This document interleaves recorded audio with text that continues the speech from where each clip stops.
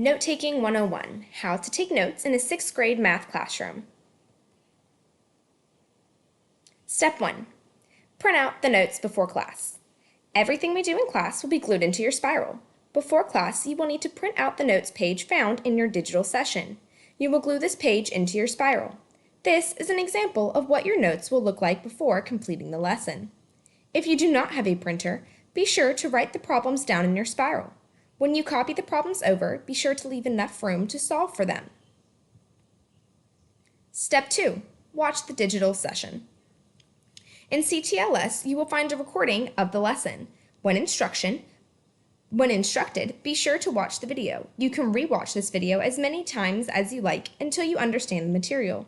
The recording can also be paused to write down all the information. Step 3. During the digital lesson. While viewing the notes, be sure to write everything down that your teacher writes. The rule is, if we write, you write. If your teacher wants you to write something that is verbalized during the lecture, they will tell you to write it down. Of course, you can always write more if it helps you remember what to do. In the picture, you can see that the blue writing indicates tricks to solving the problem that might help a student remember each step. Again, unlike face-to-face class, you can pause the video. If you do not understand something or need more time to write something down, you can simply press the space bar or pause the video. If you do not understand the material the first time watching it, watch it again. Step 4. Double check.